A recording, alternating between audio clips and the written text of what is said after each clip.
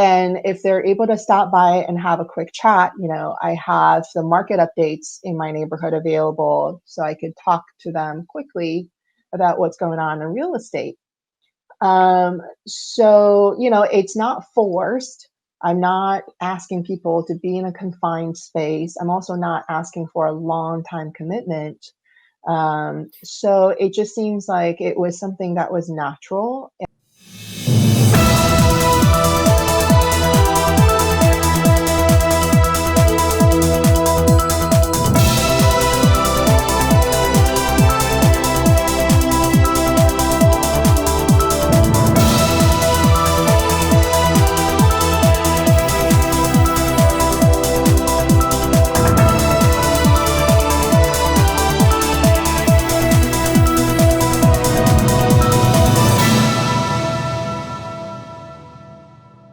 Welcome and good morning, Lily.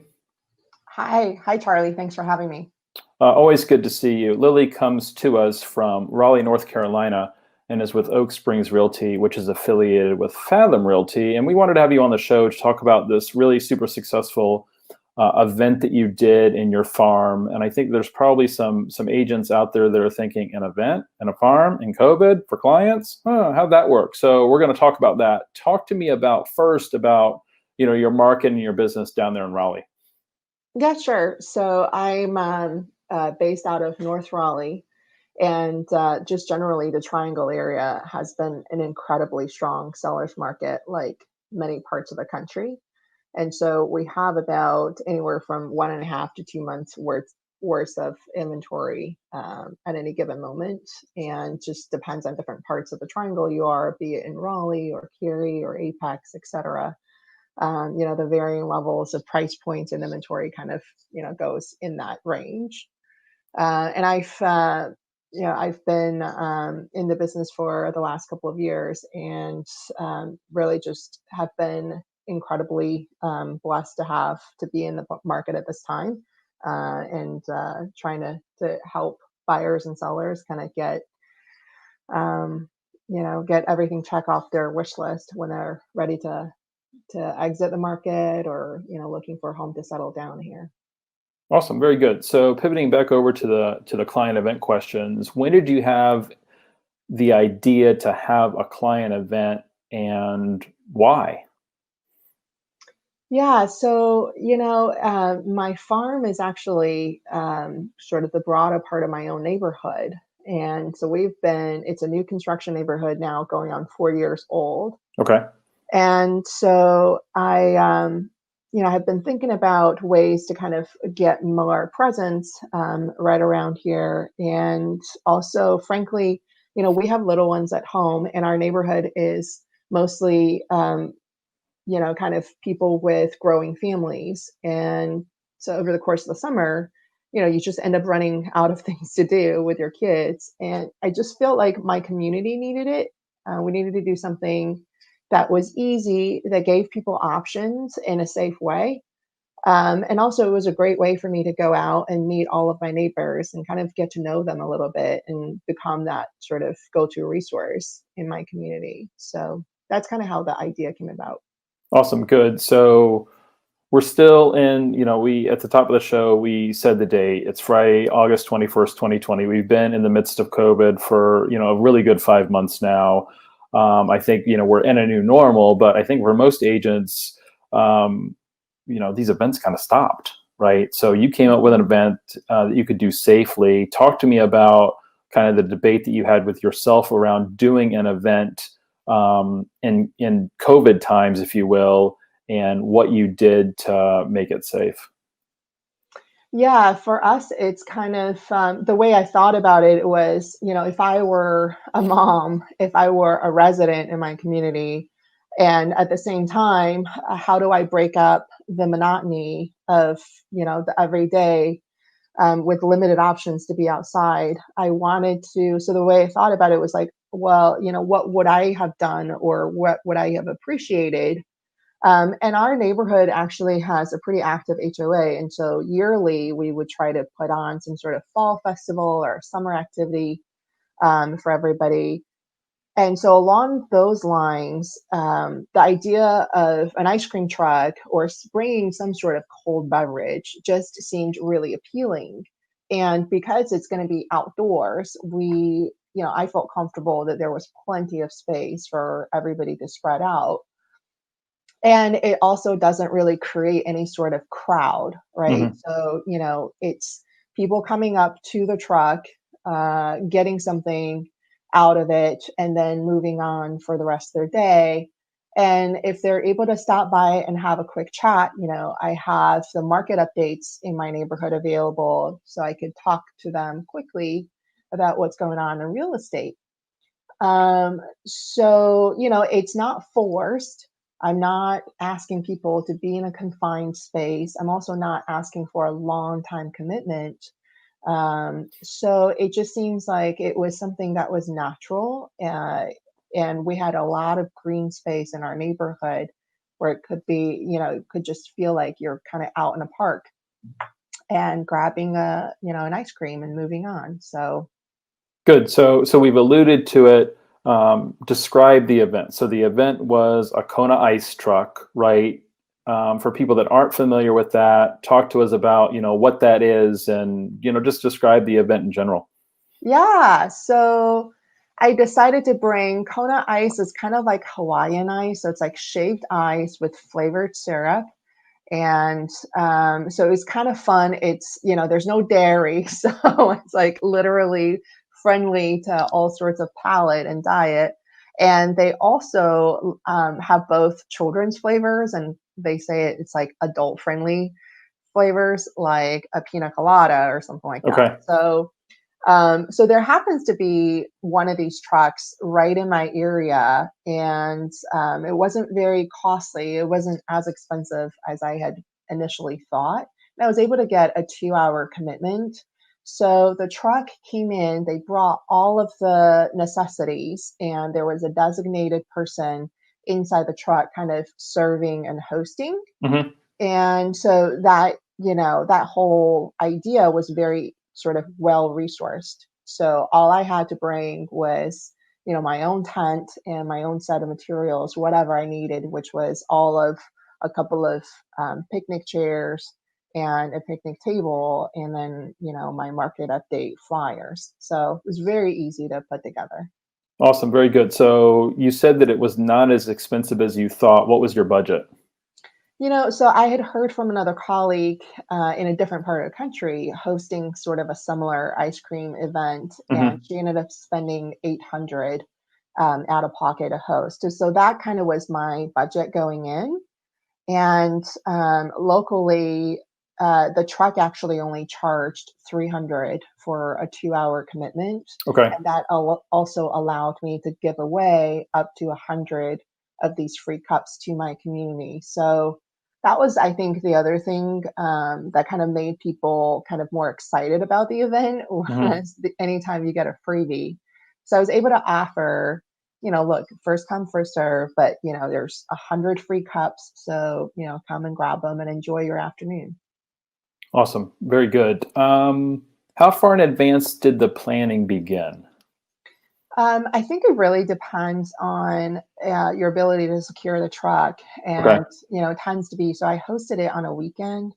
And so weekends tend to be, their golden hours. So Hmm. that took, I booked mine like 3 weeks out. Okay. And so we agreed on a date, and then 2 weeks out. So I had before, well, I guess the step one is definitely coordinate with my HOA. If you have an HOA, Hmm. I would coordinate with them to make sure that, you're picking the right location. There isn't anything you need to be mindful of. Hmm. So I had that conversation, got their approval to do this. And then I found a truck, kind of scheduled a date 3 weeks out. And then kind of for the first half of that 3 week time, I then created some marketing pieces, Okay. and so that includes, we have a Facebook group, so I created a Facebook post, designed it in Canva, and then I also designed similar kind of same theme postcard like flyers in Hmm. Canva and had those printed out. And so I ordered those, had those printed, and then my husband and I drove around our neighborhood at night and just delivered those flyers into people's mailboxes. So there was Okay. no contact. Um, and and then I posted actually to our Facebook group 2 weeks before the event, and then I posted a reminder the week of. Okay. And that was it. It was, on the ground marketing and then some social media marketing. Awesome. How many houses did you deliver flyers to? Do you know? Can you say that one more time? How many houses did you deliver flyers to? Yeah, I did 250. Okay. So my immediate neighborhood, my own subdivision, there's about 90 homes, and then we're surrounded by other tangible or tangential neighborhoods. So Hmm. that was about 250. Okay, cool. So talk to me about the turnout. We saw some pictures that looked like the turnout was pretty good. Yeah, so people trickled in. It was actually a lot busier than I thought. So I really didn't have a free moment up until it was thunderstorming that day. Hmm. So like an hour and a half into it, thunders came pretty hot and heavy, and that kind of dissipated the line of people. Okay. So in total, I think we left with maybe 15 tickets left of the 100 free. So about 80, 85 people showed up. Yeah, that's Uh, awesome. yeah, in a 2 hour span. So you ran a contest also, or you did a drawing. A contest is a dirty word, I think. A drawing, right? We don't want to do Free raffle. contests because Yeah. people, the local governments don't like contests. But a drawing. Talk to me about that and what you required. What was the prize? This was to gather people's information, right? Yeah, it was a way to kind of, keep contact with them after the event. And so everybody likes a free raffle, especially Hmm. if they could win something. And so the only requirement I had was that it had to be a local restaurant in our Okay. area. So it also kind of serves that dual purpose of helping out our local business. And so people responded really well to that. We end up getting about 35 contacts, Okay.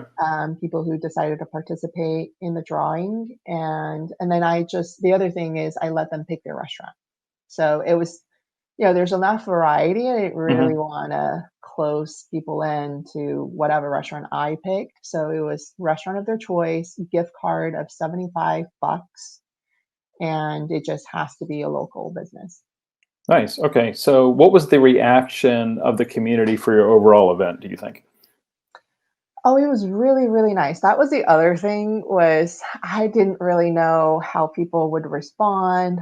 But I actually got a lot of thank yous just voluntarily from our Facebook group. And then even after, some of the people had walked up or had messaged me and just said, "Hey, we really appreciated it. It was just an act of kindness." And Hmm. um, we had something fun to offer to our kids and our visiting, parents and things like that. So it was well received. I was surprised to see the response. Awesome. So what are you doing follow-up wise? Yeah, so I sent everybody who share their contacts, I sent each of them a handwritten thank you note. Okay. So that's making their way out to them. And then I will also follow up probably in a couple weeks' time, but I'll follow up with them, reach out to them, via phone conversation, kind of Good. just check in, ask if they have any questions about the market, and see if there's anything I can help with. Awesome. Um, Talk to me about future events. So this was I think everybody would agree this was really successful. Um, what are any ideas for future events? Are you planning future events? Yeah, so I was like, I was stoked. I mean, I think I got more out of it just for doing something good. I think that endorphin kind of really kicked in and carried a long way. So my husband was actually telling me he really enjoyed it as well because he kind of was my helper and my Right. kids were out. It just was so fun to like, uh, you know, safely distant, but Hmm. be in the same place with our neighbors and kind of have a more than 2-second conversation. So we were thinking about either doing some sort of a food truck maybe later in the year, Okay. or if it's like a nice fall evening. We've been to some outdoor movie showings Hmm. lately in the area. So if we could, and we have a really flat lawn space Okay. Good. when I did the event. So that was something we could try, is to bring an outdoor screen and maybe just do like a, neighborhood evening movie night. Awesome. Very good. So if people are interested in Kona Ice, it's Kona, Kona Ice. You can just Google it. I think it's a franchise, right? So It is. they've got trucks kind of scattered all over. I Mhm. did check prior to the meeting today. We have Kona Ice trucks in the metropolitan Washington markets and down in Hampton Roads as well. So check that out, and take advantage of the good weather. I think Mhm. that the days of indoor client events are probably over for a little while longer, and try to get these client events done and out of the way before it gets really cold on the East Coast. So I appreciate you joining me today, Lily. If anybody wants your contact information, I take it that they can just Google your name, right, and type in Raleigh. So if anybody watching either today or in the future has referrals for the Raleigh Yeah. market, feel free to reach out to Lily.